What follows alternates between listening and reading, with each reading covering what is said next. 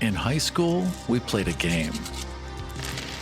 Many years later, we got back together to play one more. Little did we know, this time, the game was real. Join me, Aram Vartian, on Start Playing Games for a brand new type of fantasy role-playing. In Die RPG, you play a group of real-world, deeply flawed adults who are transported into a fantasy realm via a predatory, sinister role-playing game. The game transforms your characters into paragons and rewards them with strange and frightening powers. In Die RPG, you are confronted with your truest desires and deepest fears. And only you can decide when the game is over. Check out all of my available Start Playing Games campaigns at aram.gay.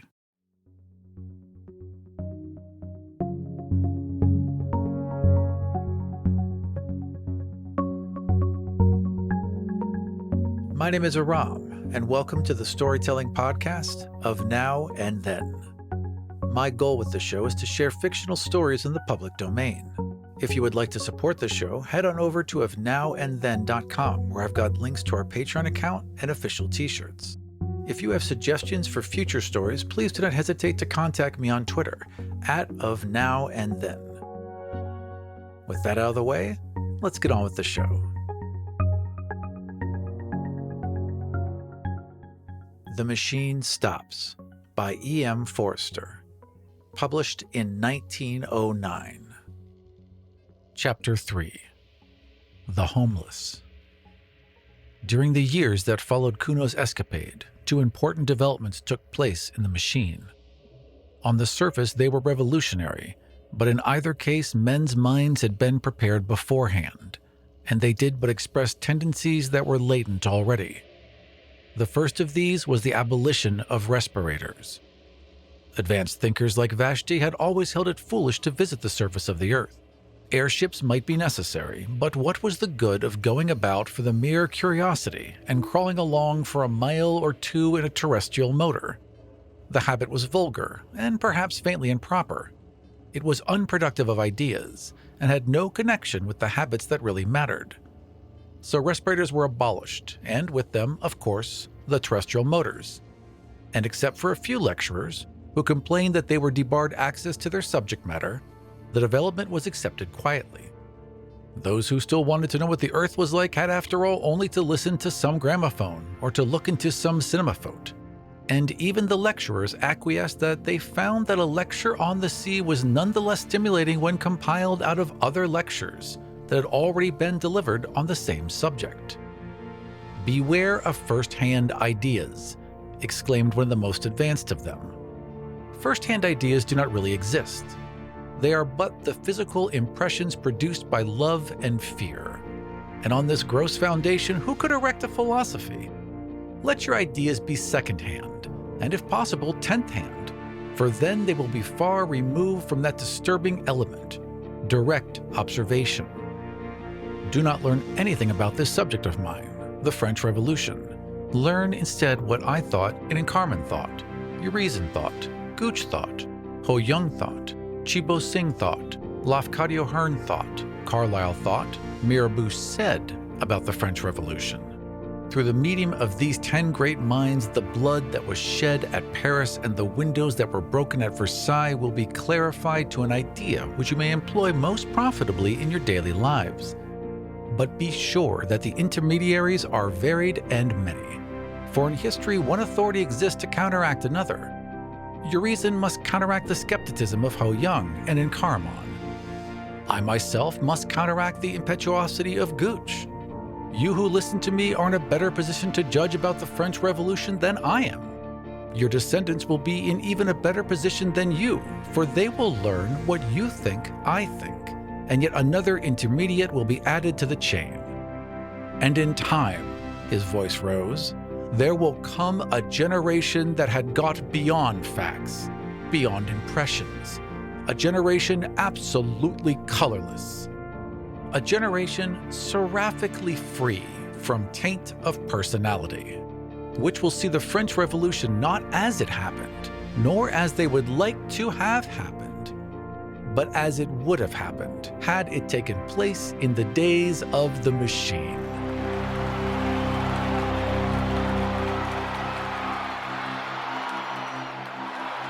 Tremendous applause greeted this lecture, which did but voice a feeling already latent in the minds of men. A feeling that terrestrial facts must be ignored, and that the abolition of respirators was a positive gain. It was even suggested that the airship should be abolished too. This was not done, because airships had somehow worked themselves into the machine system. But year by year they were used less, and mentioned less by thoughtful men.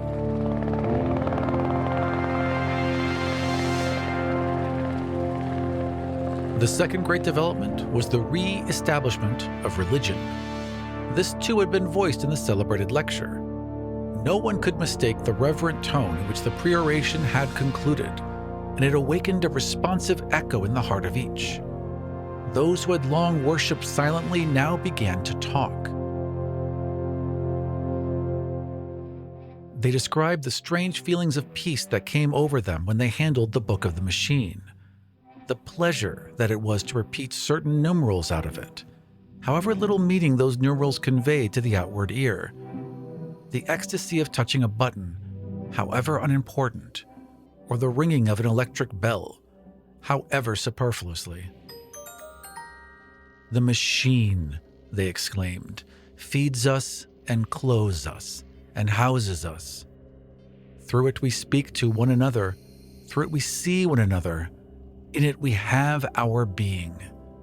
The machine is the friend of ideas and the enemy of superstition. The machine is omnipotent, eternal, blessed is the machine." And before long, this allocution was printed on the first page of the book, and in subsequent editions the ritual swelled into a complicated system of praise and prayer. The word religion was sedulously avoided, and in theory the machine was still the creation and the implement of man. But in practice all, save a few retrogrades, worshipped it as divine. Nor was it worshipped in unity. One believer would be chiefly impressed by the blue optic plates, through which he saw other believers. Another by the mending apparatus, which sinful Kuno had compared to worms. Another by the lifts, another by the book itself. And each would pray to this or to that and ask it to intercede for him with the machine as a whole. Persecution, that was also present. It did not break out, for reasons that will be set forth shortly, but it was latent, and all who did not accept the minimum known as undenominational mechanism lived in danger of homelessness, which means death, as we know. To attribute these two great developments to the Central Committee is to take a very narrow view of civilization. The Central Committee announced the developments, it is true, but they were no more the cause of them than were the kings of the imperialistic period the cause of war. Rather did they yield to some invincible pressure, which came no one knew whither, and which, when gratified, was succeeded by some new pressure equally invincible. To such a state of affairs is it convenient to give the name of progress. No one confessed the machine was out of hand. Year by year, it was served with increased efficiency and decreased intelligence. The better a man knew his own duties upon it, the less he understood the duties of his neighbor. And in all the world was there not one who understood the machine as a whole. Those master brains had perished. They had left full directions, it is true, and their successors had each of them mastered a portion of those directions. But humanity, in its desire for comfort, had overreached itself. It had exploited the riches of nature too far. Quietly and complacently, it was sinking into decadence, and progress had come to mean the progress of the machine.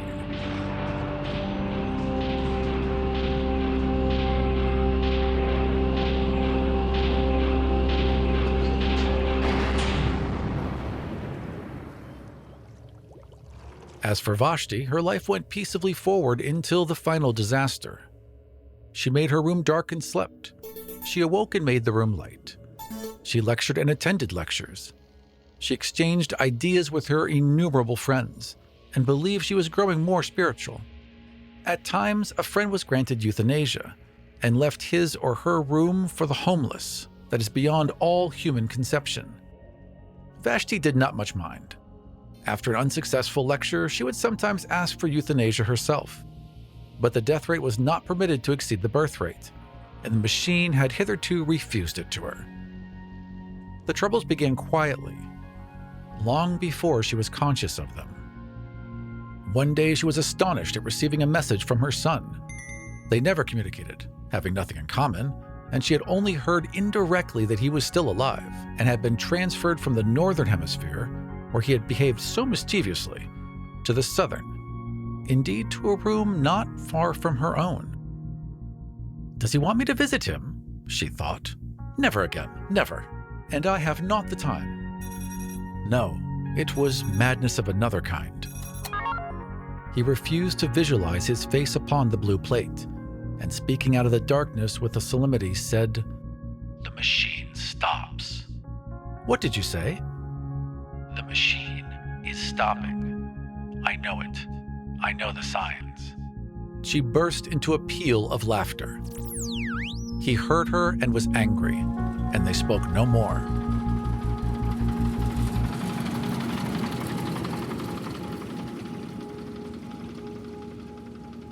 Can you imagine anything more absurd? She cried to a friend. A man who was my son believes that the machine is stopping. It would be impious if it was not mad. "The machine is stopping," her friend replied. "What does that mean? The phrase conveys nothing to me." "Nor to me." "He does not refer, I suppose, to the trouble there has been lately with the music?" "Oh, no, of course not. Let us talk about music." "Have you complained to the authorities?" "Yes, and they say it wants amending, and referred me to the Committee of the Mending Apparatus. I complained of those curious gasping sighs that disfigure the symphonies of the Brisbane School. They sound like someone in pain." The Committee of the Mending Apparatus said that it shall be remedied shortly. Obscurely worried, she resumed her life. For one thing, the defect in the music irritated her. For another thing, she could not forget Kuno's speech. If he had known the music was out of repair, he could not know it, for he detested music. If he had known that it was wrong, "the machine stops" was exactly the venomous sort of remark he would have made. Of course, he had made it at a venture, but the coincidence annoyed her, and she spoke with some petulance to the Committee of the Mending Apparatus. They replied, as before, that the defect would be set right shortly. "Shortly? At once," she retorted. "Why should I be worried by the imperfect music? Things are always put right at once. If you do not mend it at once, I shall complain to the Central Committee." "No personal complaints are received by the Central Committee," the Central Committee of the Mending Apparatus replied. "Through whom am I to make my complaint, then?" "Through us." "I complain, then." "Your complaint shall be forwarded in its turn." "Have others complained?" This question was unmechanical, and the Committee of the Mending Apparatus refused to answer it. "It is too bad," she exclaimed to another of her friends. "There never was such an unfortunate woman as myself. I can never be sure of my music now. It gets worse and worse each time I summon it."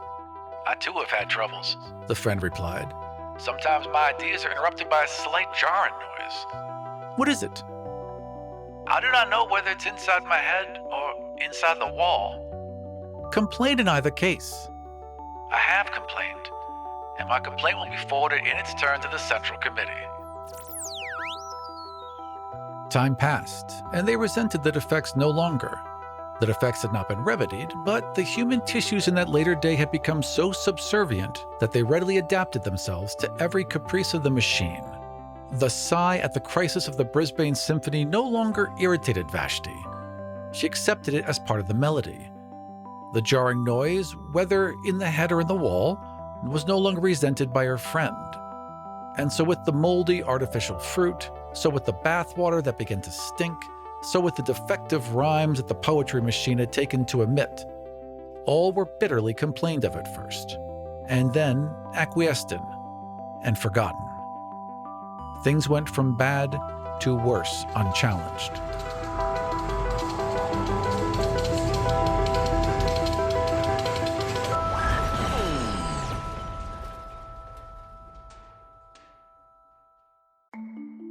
As a podcast network, our first priority has always been audio and the stories we're able to share with you. But we also sell merch, and organizing that was made both possible and easy with Shopify.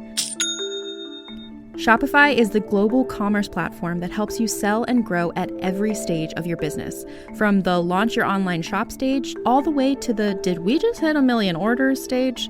Whether you're selling scented soap or offering outdoor outfits, Shopify helps you sell everywhere. They have an all-in-one e-commerce platform and in-person POS system, so wherever and whatever you're selling, Shopify's got you covered. With the internet's best converting checkout, 36% better on average compared to other leading commerce platforms, Shopify helps you turn browsers into buyers. Shopify has allowed us to share something tangible with the podcast community we've built here, selling our beanies, sweatshirts, and mugs to fans of our shows without taking up too much time from all the other work we do to bring you even more great content. And it's not just us. Shopify powers 10% of all e-commerce in the US. Shopify is also the global force behind Allbirds, Rothy's, and Brooklinen, and millions of other entrepreneurs of every size across 175 countries. Because businesses that grow with Shopify. Sign up for a $1 per month trial period at shopify.com/realm, all lowercase. Go to shopify.com/REALM now to grow your business, no matter what stage you're in. Shopify.com/realm.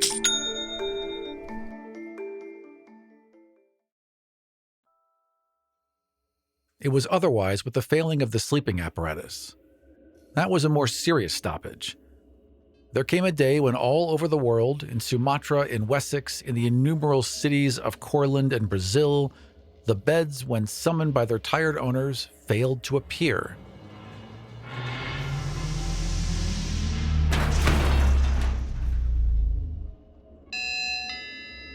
It may seem a ludicrous matter, but from it we may date the collapse of humanity. The committee responsible for the failure was assailed by complaints, whom it referred, as usual, to the Committee of the Mending Apparatus, who in turn assured them that their complaints would be forwarded to the Central Committee.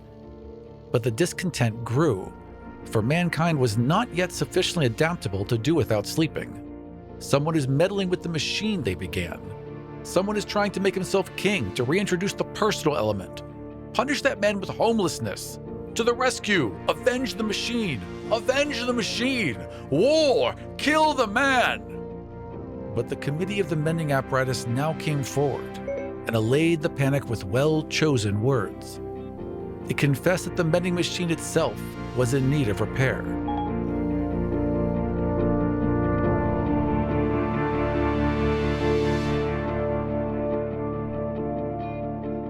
The effect of this frank confession was admirable.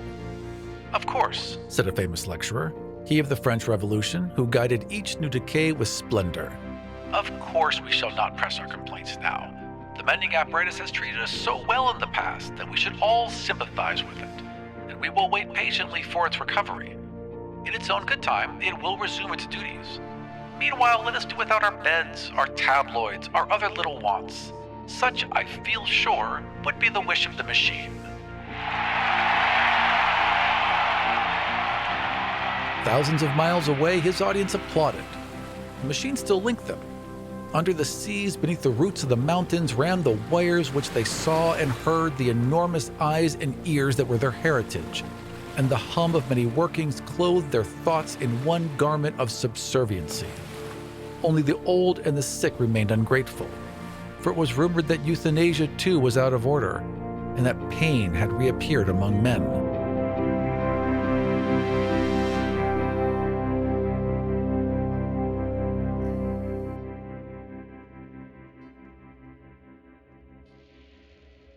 It became difficult to read.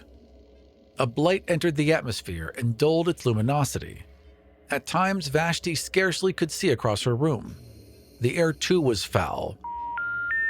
The number you have dialed has not been recognized.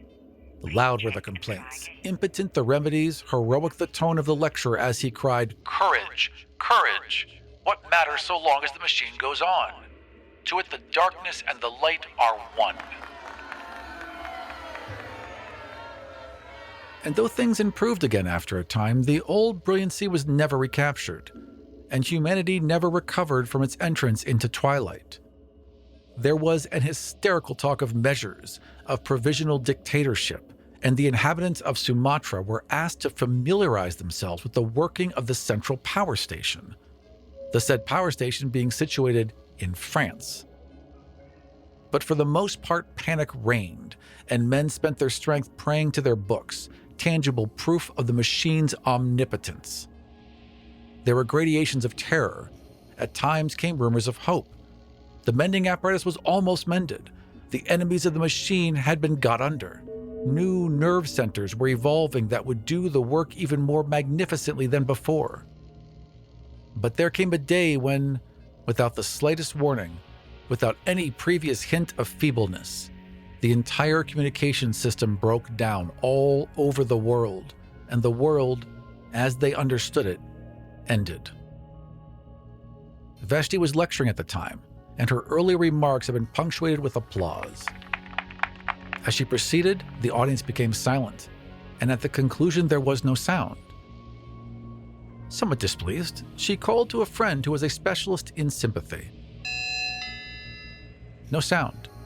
Doubtless the friend was sleeping, and so with the next friend whom she tried to summon, and so with the next, until she remembered Kuno's cryptic remark, "The machine stops." The phrase still conveyed nothing. If eternity was stopping, it would of course be set going shortly. For example, there was still a little light and air. The atmosphere had improved a few hours previously. There was still the book. And while there was the book, there was security. And then she broke down, for with the cessation of activity came an unexpected terror: silence. She had never known silence, and the coming of it nearly killed her. It did many thousands of people outright. Ever since her birth, she had been surrounded by the steady hum. It was to the ear what artificial air was to the lungs. An agonizing pain shot across her head. And scarcely knowing what she did, she stumbled forward and pressed the unfamiliar button. The one that opened the door of her cell. Now the door of the cell worked on a simple hinge of its own. It was not connected with the central power station, dying far away in France. It opened, rousing immoderate hopes in Vashti, for she thought that the machine had been mended. It opened, and she saw the dim tunnel that curved away towards freedom. One look, and then she shrank back, for the tunnel was full of people. She was almost the last in that city to have taken alarm. People at any time repelled her, and these were nightmares from her worst dreams. People were crawling about, people were screaming, whimpering, gasping for breath, touching each other, vanishing in the dark, and ever and anon being pushed off the platforms and onto the live rail.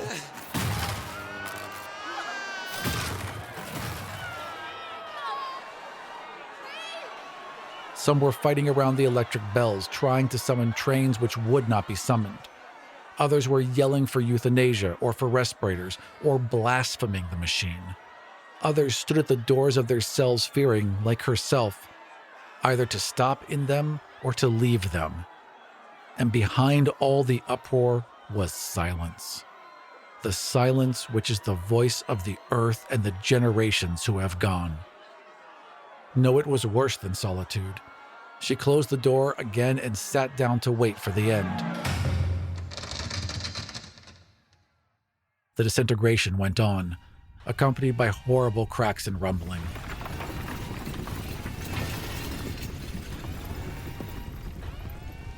The valves that had restrained the medical apparatus must have weakened, for it ruptured and hung hideously from the ceiling. The floor heaved and fell and flung her from her chair. A tube oozed towards her, serpent fashion. And at last the final horror approached. Light began to ebb, and she knew that civilization's day was closing. She whirled around, praying to be saved from this at any rate, kissing the book, pressing button after button. The uproar outside was increasing and even penetrated the wall.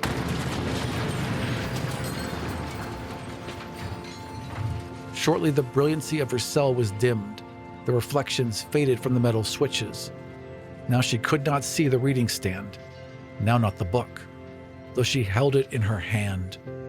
Light followed the flight of sound. Air was following light, and the original void returned to the cavern from which it had so long been excluded.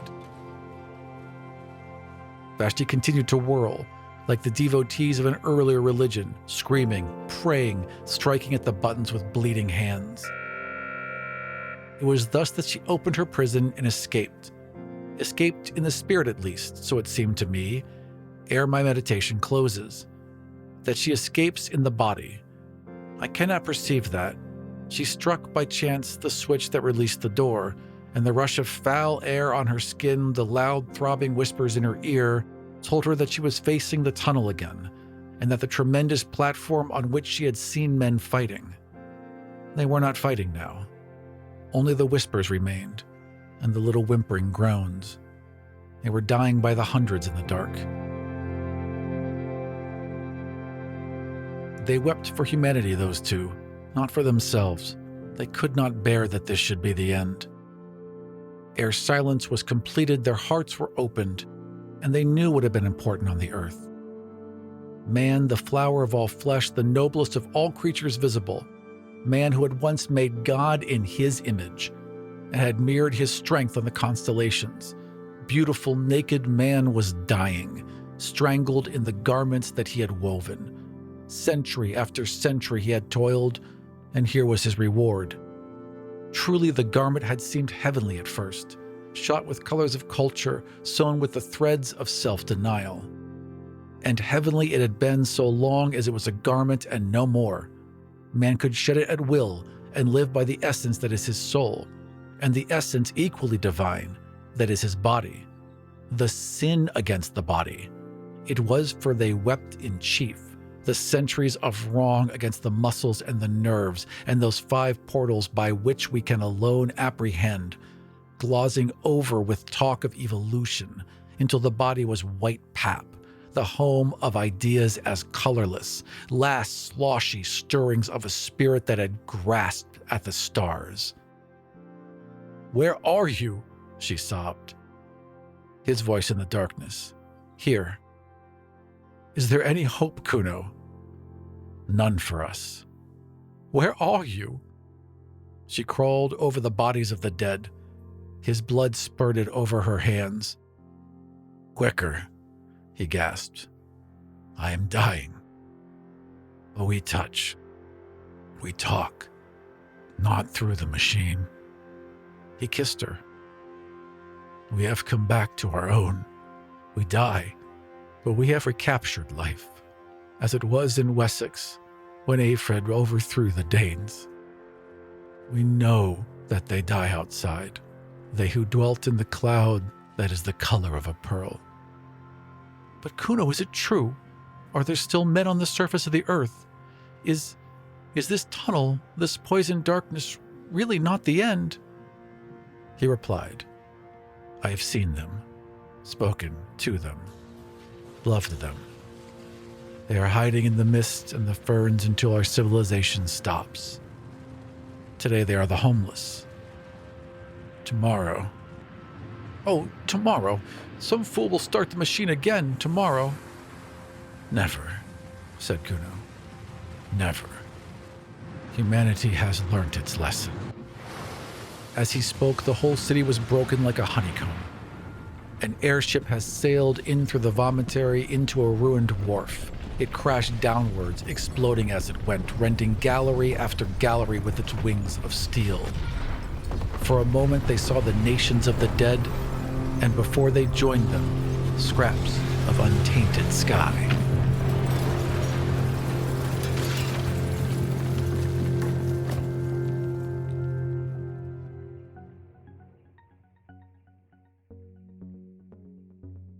Thank you for joining me for the conclusion of The Machine Stops. For more information about Of Now and Then and how you can help all the shows on the Dead Ghost Productions network, head over to ofnowandthen.com. I'll see you next time for more stories of Now and Then.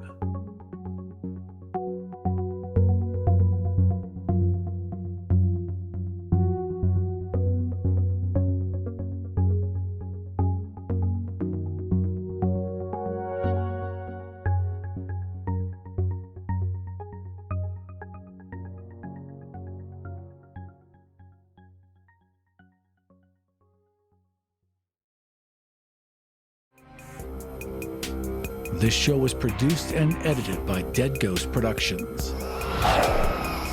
Find out more about us and all the shows we make at deadghostpro.com.